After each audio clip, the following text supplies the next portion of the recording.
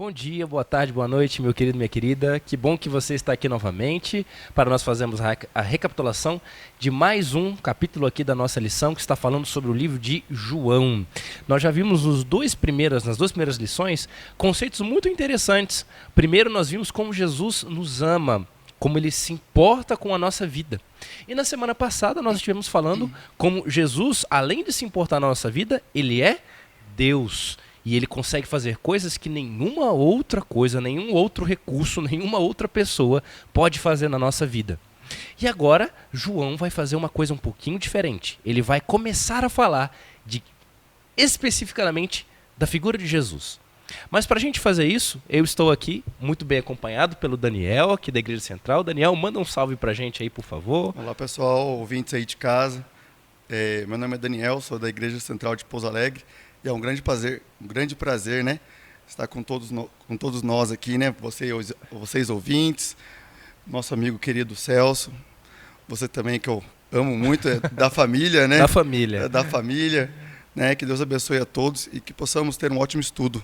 Amém. Papai, né, nosso professor Celso, como já foi dito, né, meu querido pai, mande um oi pro pessoal de casa. Mais uma vez, saudamos a todos que estão em casa, aqueles que estão conosco aqui, o pessoal da técnica que sempre se aí esforça tanto para que isso possa acontecer, que Deus continue abençoando esses rapazes que vêm e trabalham, deixam seu tempo para permitir que isso aconteça e que Deus esteja conosco aqui, os seus anjos nos acompanhando, o Espírito Santo nos guiando, mas também com as pessoas em casa para que elas possam compreender um pouco desta lição tão importante, tão relevante, né?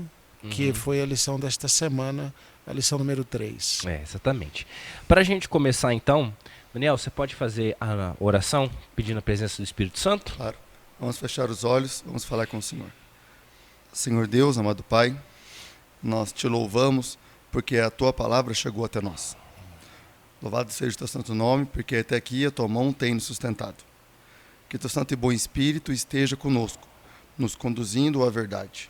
E que esse mesmo Espírito, possa encher o nosso coração de esperança da tua breve volta, quando o Senhor voltará para nos buscar.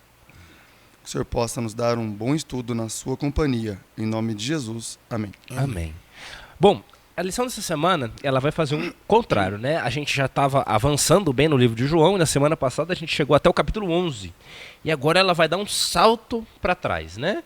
É interessante a gente pensar, como o nosso irmão Sinésio disse na primeira lição, que João, quando ele foi escrever o Evangelho, ele escreveu depois que ele já tinha escrito outros livros, inclusive o livro de Apocalipse. Então aqui, João, ele já não era mais o João novinho que teve junto com Jesus. Ele tinha uma visão diferente. E ele queria que as pessoas que lessem as cartas tivessem a mesma visão que ele tinha agora. Porque a gente tem a visão dos evangelhos. Nós estudamos Lucas, nós já estudamos Marcos aqui, já vimos Mateus, todos os outros conhecimentos de Paulo e assim por diante. Mas aquelas pessoas daquela época, muitas delas não tinham conhecido a Jesus como nós conhecemos ou como ele conheceu, né? Aquela coisa mais pessoal. E ele vai começar então agora no capítulo 1 a fazer uma descrição de quem era Jesus, né? O que era Jesus para ele.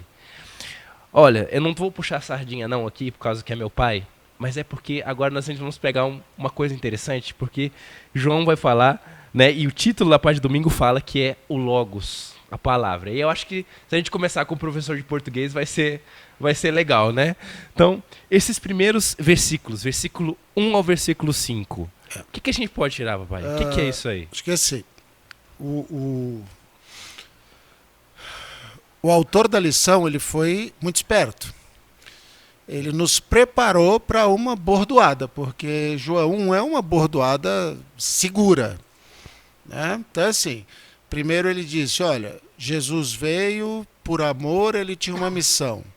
Depois ele veio e disse assim, os sinais da vinda de Cristo e de sua divindade, né, podiam ser vistos nos milagres, como, por exemplo, a ressurreição de Lázaro. Mas agora que você já sabe isso, vamos pegar pesado.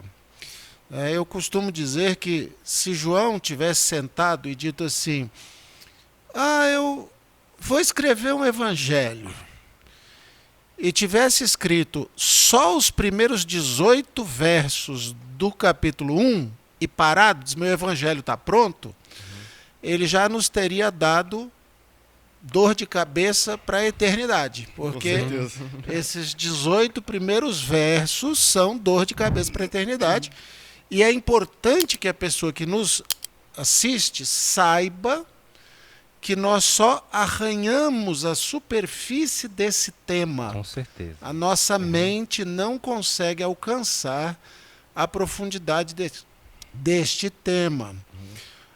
Outra coisa que é muito importante é que, embora a lição não tenha dito, os primeiros 18 versos de 1 João têm uma relação íntima, são muito parecidos com o primeiro capítulo de Hebreus. Então eu sugiro fortemente que os irmãos estudem esses 18 versos de João junto com o primeiro capítulo de Hebreus, que inclusive nós vamos citar aqui em alguns aspectos. Isso dito, ou seja, nós estamos arranhando um pouco do que Paulo chamou de o grande mistério da encarnação de Cristo, né? Nem Paulo compreendia isso. Sim. Nós podemos focar essa coisa do logos que você fala. O que é o logos? O logos é a palavra, é a expressão, né? Você se expressa por meio da palavra. É claro que uma pessoa que não tem a voz, a possibilidade de falar, ele vai usar as palavras gesticuladas, né? Ou a palavra escrita, mas nós nos expressamos por meio da palavra. A Bíblia diz que a boca fala daquilo que está cheio o coração. Então, Cristo é a expressão de Deus para nós. Por isso ele é o Logos. Ele é o Logos porque Cristo, vindo a nós, expressa Deus na sua perfeição. Aí eu sou obrigado, né, a pedir que quem nos vê agora vá a Hebreus 1, o livro de Hebreus,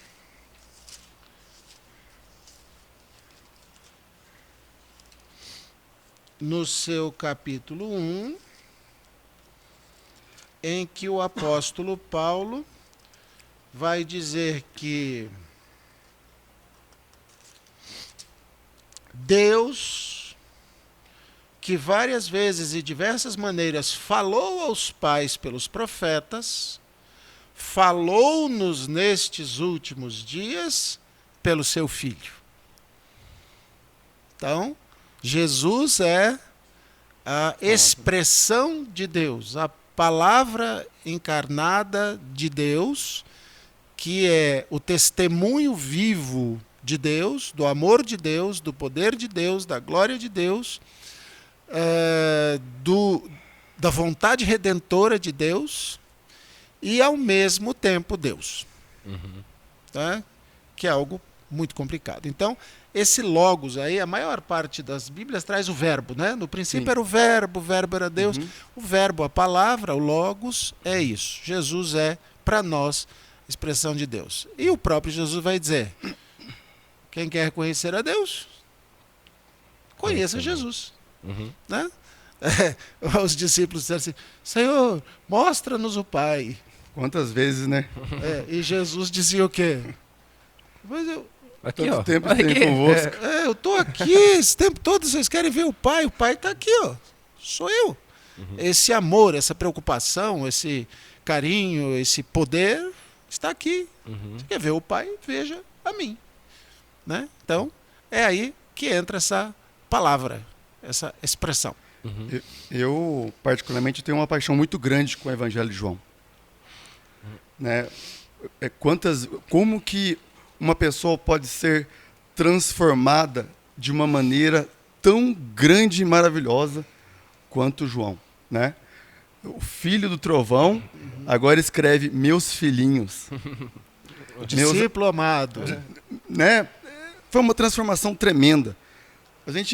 Eu acho bacana quando a gente contextualiza o livro de João, como você estava acabando de comentar com a sua introdução, porque João foi escrito num momento ímpar da humanidade.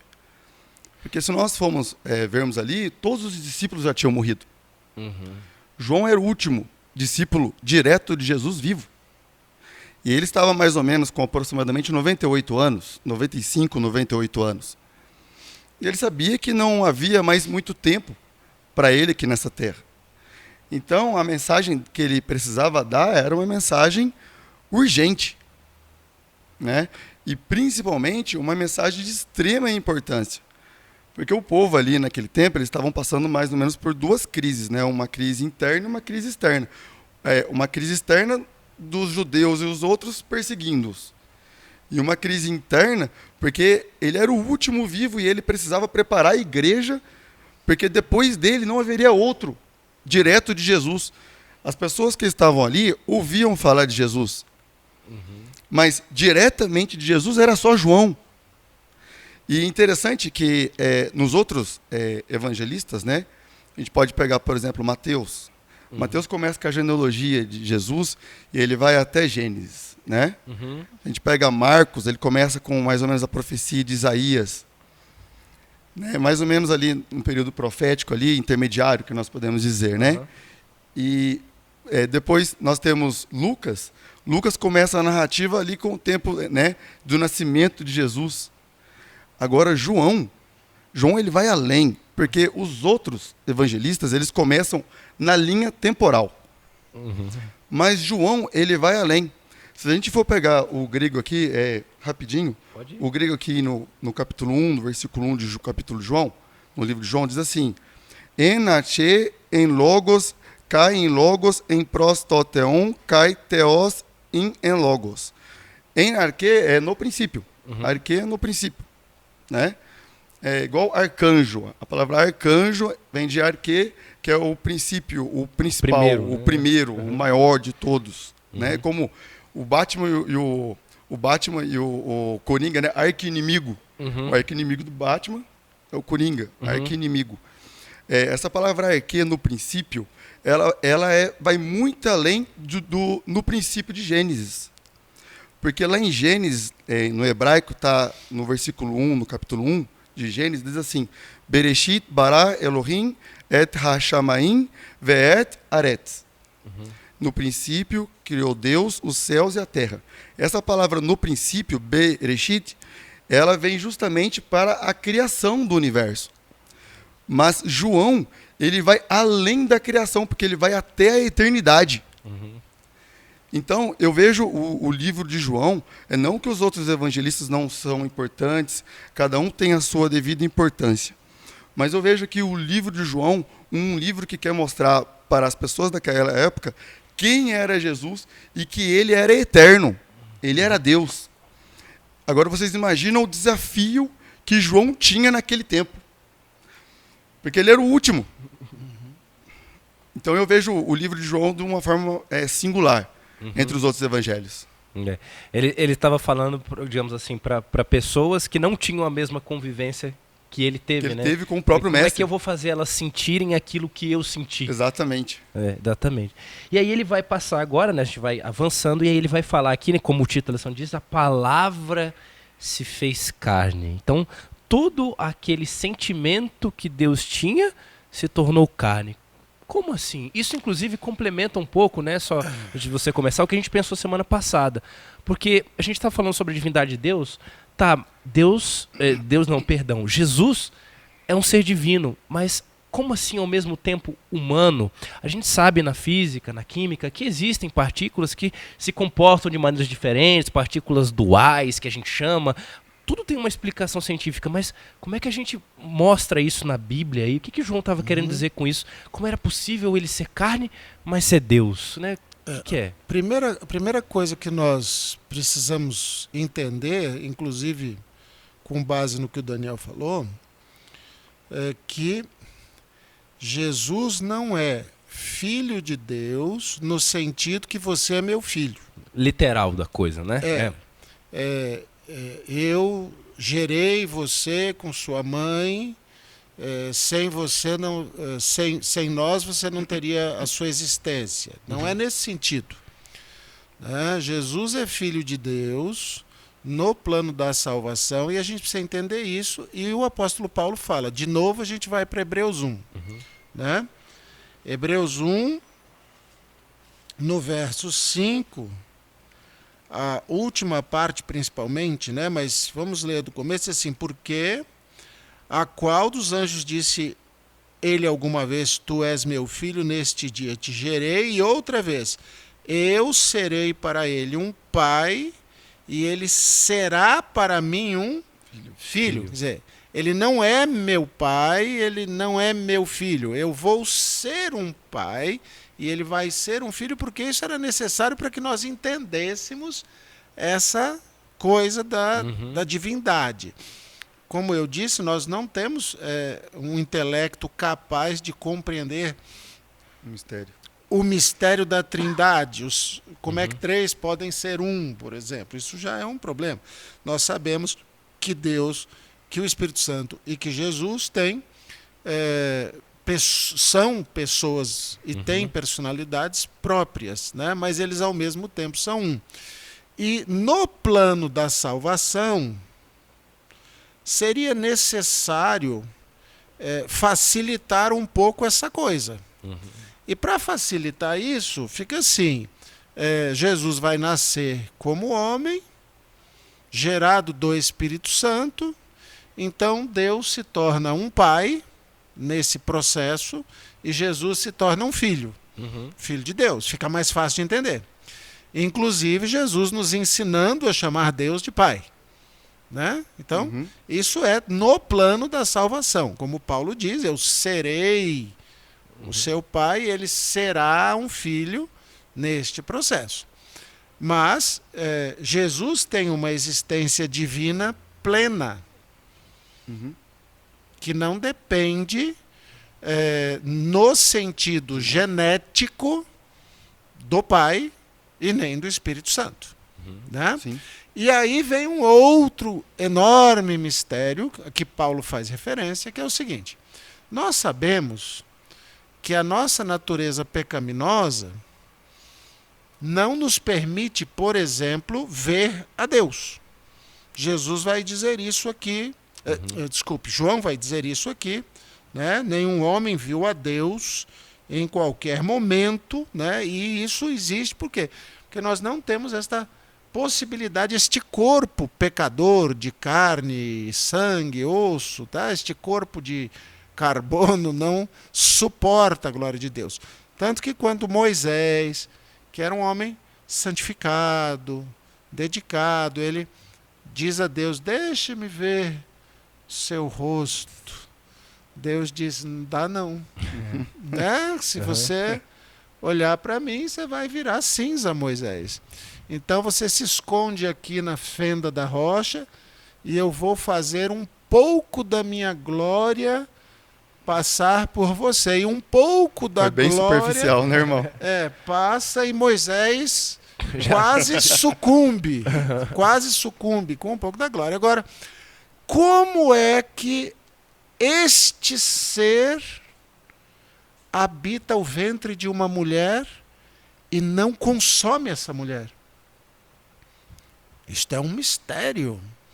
Como é que o Filho de Deus assume uma forma humana e habita o ventre de uma mulher e fica ali os 9 meses da gravidez e não consome esta mulher?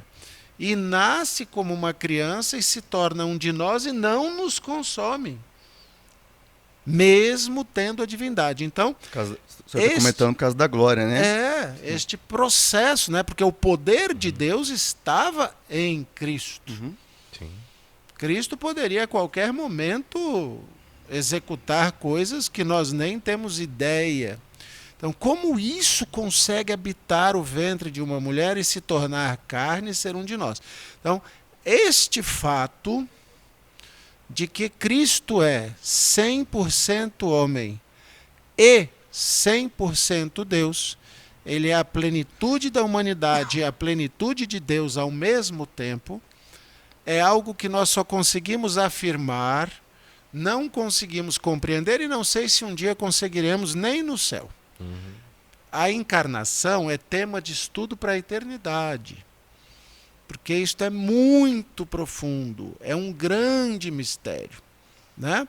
Mas esses grandes mistérios da Bíblia nós aceitamos pela fé. Exato. Eu tenho fé que a palavra de Deus o diz, que Cristo era homem e era Deus. E a minha fé me faz aceitar, e um dia eu pretendo entender um pouquinho mais disso e pela eternidade afora, um pouquinho mais, e um pouquinho mais, e um pouquinho mais. Tá? Quer comentar uma coisa dessa parte, Daniel? Ah, sim. João, mais uma vez, extraordinariamente inteligente, né? Já havia no mundo grego e alguns filósofos gregos e também, né, judeus também, alguns filósofos judeus que acreditavam mais, né, porque com a entrada do helenismo, depois que eles vieram da Babilônia, a cultura grega, né, entrou sem pedir licença, né? Tomou conta dos romanos e tomou conta dos judeus e do mundo conhecido. Sim, de tão forte que é a cultura helenista, né? E foi influenciada de uma forma surreal, né? E isso aí ficou muito predominante na igreja também, esses ensinamentos desses principais filósofos, principalmente Platão. Até hoje, muitas pessoas são, né, platonistas, vamos dizer assim. Está muito na moda. Exatamente. Platão voltou e está na moda. Exatamente, exatamente. E havia alguns conceitos na época desses filósofos que ele dividia a realidade em duas, né? O mundo celestial e o mundo real, no qual nós podemos ver aqui, né? E esse mundo celestial é um mundo perfeito, né? Praticamente os campos elíseos, né? Do mundo grego ali, que a gente pode dizer, né? Sim.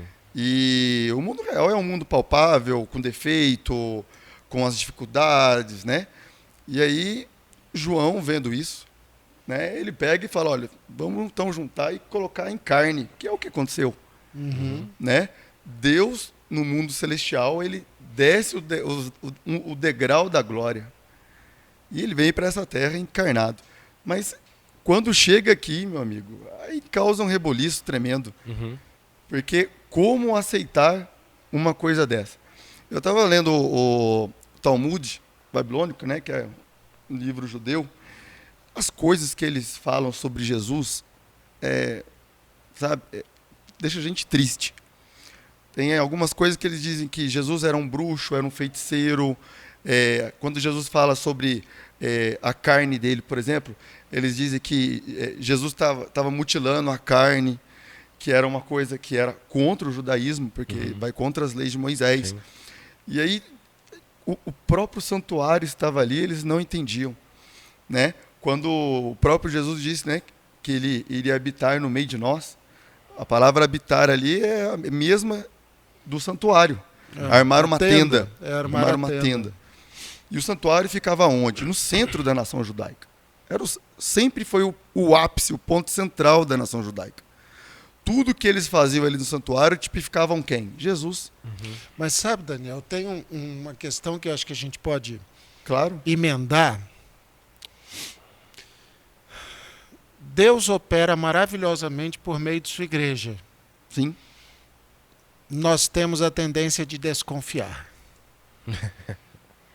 Nós temos a tendência de achar que as maravilhas que Deus tem operado, por exemplo, a maravilha da conversão, Milagre da conversão.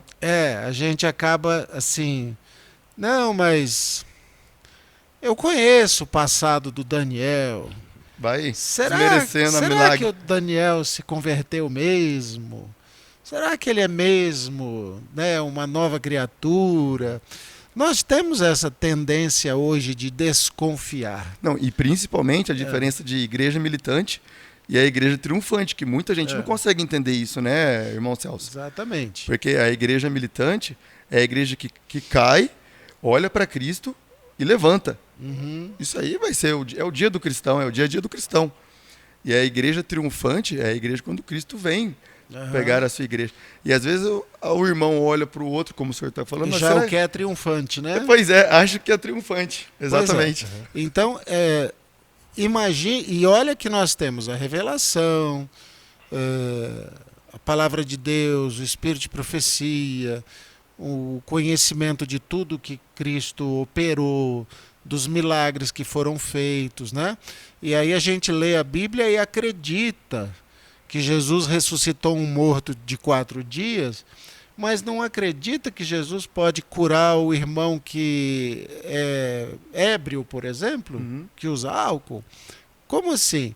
Então, para nós hoje deveria ser muito mais simples compreender a operação de Deus por meio da igreja. Para os judeus, em que era uma heresia, você quer dizer que você tinha uma revelação especial, imagine o que foi dizer eu sou Deus. Eu estou aqui entre vocês e eu sou Deus. A palavra que vocês leram em Isaías se cumpriu hoje aqui. Né? Para eles isso era tremendo, uma blasfêmia tremenda. É igual o The Chosen, que você estava comentando, né, nessa nova temporada, que ele diz, né, eu sou a lei. Quando diz de Moisés, né, eles começam a falar... Está aqui um que é maior do que Moisés, né? Eles ficavam loucos, rasgavam, né? As roupas, rolava no chão. Agora, a questão que João coloca sobre Jesus é que Jesus não veio em trevas. Jesus era luz. Os sinais que ele fez eram luz. As palavras que ele dizia eram luz.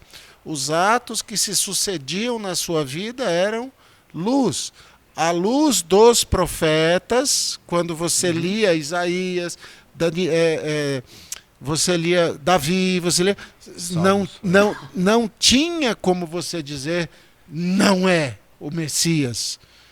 Porque era tudo nos detalhes, onde nasceu, como foi concebido, o que fazia, tudo era nos detalhes. A linha profética da vida de Jesus estava ali para todos verem. Exato. E alguns compreenderam, alguns sábios de outras nações compreenderam que o Messias estava nascendo, porque era o tempo profético e tudo mais. Mas o povo de Israel havia, como João vai dizer, e na sequência da lição, o povo de Israel não o recebeu. Ele veio para os seus, e os seus não o receberam. Né? E isso acabou dividindo a humanidade. Veja, de sua plenitude, todos nós recebemos graça sobre graça. Né? Então, Jesus fazia um sermão, ele curava uma cidade inteira, ele fazia milagres incríveis, ele explicava a palavra de Deus, ele demonstrava os erros dos líderes, ele pregava o amor, ele fazia... E essas pessoas diziam assim, não pode ser. E eram os escribas, eram pessoas que sabiam a Bíblia, o Velho Testamento de cor. Poderiam escrever sem ter outros textos à mão. Eles sabiam de cor o Velho Testamento, mas não conseguiam enxergar. Então, o que acontece? E aí eu acho que a gente entra num ponto fundamental da lição. Você só recebe Cristo na sua plenitude se você consegue submeter o seu orgulho, o seu eu. Certeza. Se você não submete o seu eu, você não consegue receber Cristo na sua plenitude. Então, da mesma maneira que os líderes religiosos e algumas pessoas do tempo de Cristo não o receberam, não conseguiram enxergar a luz, porque se achavam superiores, melhores, mais entendedores, né, autoridades, não conseguiram submeter o seu eu e não conseguiram aceitar e receber a Cristo como a revelação de Deus. Hoje existem pessoas, todas as religiões, que têm humildade para receber a verdade como a verdade, e pessoas que não têm humildade para receber a verdade como a verdade. Então você chega, algumas religiões se diz assim, Senhor Jesus é Deus. E eles dizem, não, Jesus não é Deus, não. Quer dizer, Deus é só Deus. Jesus não é Deus. O Espírito, Só há um Deus. só há um Deus. O Espírito Santo aí é uma energia de Deus. É um anjo, muito Jesus querido. é um anjo, Jesus é o Filho de Deus, Jesus é... Mas não é Deus, não. Aí você chega com a palavra e diz assim, olha, a revelação plena de Deus é por Cristo. Não é bem assim, não. Olha, a salvação é pela graça. Uhum. Não é bem assim, não. A gente tem que fazer umas obras, a gente tem que ralar um pouco. tem que sofrer, a gente tem que... Então, quando você se coloca diante de Deus com esse não é bem assim, não, seu ego, seu eu, seu orgulho cega você para receber a plenitude da luz de Cristo. Foi o orgulho, vou citar Ellen White, o orgulho e a teimosia transformaram 1/3 dos anjos celestes em demônios. Fato. O orgulho impediu os líderes religiosos de Israel de receberem a Cristo como a manifestação de Cristo. O orgulho nos impede hoje, a muitos de nós, de viver um adventismo pleno, uma religião plena, porque queremos fazer a religião à nossa moda, do nosso jeito. Moldar o evangelho, né? E não como a revelação nos ordena. Por exemplo, fazendo as mesmas coisas que os líderes religiosos da época faziam, colocando tradições e doutrinações humanas acima do amor de Deus e do amor fraternal. E isso, infelizmente, tem causado enorme prejuízo ao povo de Deus em todas as religiões. Porque o povo de Deus não está só dentro desta igreja, o povo de Deus está em todo o mundo. E muitas destas pessoas que são o povo de Deus têm sido prejudicadas pelo orgulho de seus líderes, de seus pastores, de seus padres, de seus sacerdotes, e pelo orgulho de pessoas que sentam ao lado deles no banco da igreja. Ou submetemos o nosso eu a Deus, ou estamos igualmente cegos. Jesus vem a nós e nós não o recebemos porque não enxergamos a sua luz. Isto é seríssimo. Seríssimo. Quer comentar alguma coisa, Daniel? Porque a gente já... Na verdade, é um terminar. ciclo, né? É um ciclo. Desde que o pecado entrou no mundo, repete-se o ciclo. A diferença é que todas as épocas, alguém consegue enxergar de uma visão de cima para baixo, mas não percebe que ele mesmo faz parte desse ciclo. Né? Igual você acabou de comentar aqui, é um ciclo. Desde que houve pecado, o orgulho começa, Deus vem, traz a revelação, os profetas trazem a revelação, algumas pessoas convertem, o orgulho não deixa que outros se convertam e continua o ciclo, até a volta de Jesus. Até a volta de Jesus, infelizmente. Infelizmente. Bom, nosso tempo infelizmente já acabou também, mas é aquilo que nós dizemos, né? Falamos no começo. Infelizmente a gente não consegue trazer todas as informações que nós gostaríamos, porque eu particularmente já vi semanas de oração só sobre o capítulo 1. E a gente só está aqui 35 minutos, 40 no máximo, então é óbvio que a gente não vai conseguir falar tudo. Mas tenho certeza que que conversamos aqui será proveitoso para todos nós e que possamos então ser pessoas humildes no nosso dia a dia, né? Na nossa vida. Porque querendo ou não, esse sempre foi o grande segredo, né? Sempre foi o grande segredo. E eu quero reiterar o meu convite às pessoas que estão em casa a que façam o estudo comparado de 1 João 1:18, 1 até 18, Com Hebreus. e 1 Hebreus 1.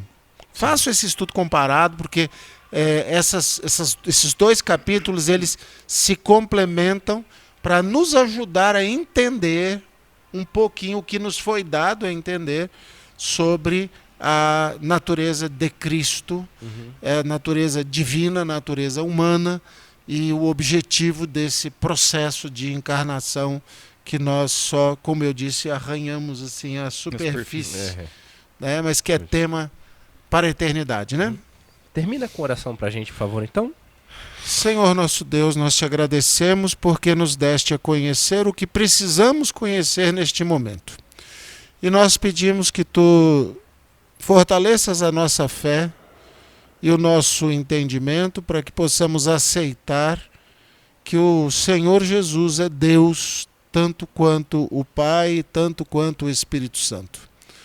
Que esta compreensão nos dê uma ideia da dimensão do sacrifício que foi feito. Deus, Criador, se tornando homem para nos resgatar. E que sejamos constrangidos por esse amor, para que possamos demonstrar igual amor aos nossos irmãos e ao nosso Criador. Que o Senhor esteja sempre com as pessoas aqui a cada sábado, ao estudarem a lição, e com as pessoas que estão em casa. No nome do Senhor Jesus, amém. Amém. E na semana que vem, então, nós continuaremos agora com a lição 4, com o título Testemunhas de Jesus como Messias. A gente vai ver, então, quem foram, né? Se foram só discípulos, quem são essas pessoas que estavam ali em volta de Jesus, que puderam, né? Entenderam que Jesus, então, era essa figura que nós falamos hoje, um ser divino encarnado, que veio libertar, como nós falamos na segunda lição, não de uma coisa humana, né? Não das nossas necessidades. É claro que ele nos ampara, mas especialmente do pecado. Que Deus nos abençoe, que possamos ter uma boa semana e que o nosso nome permaneça escrito no livro da vida. Fique com Deus. Tchau, tchau.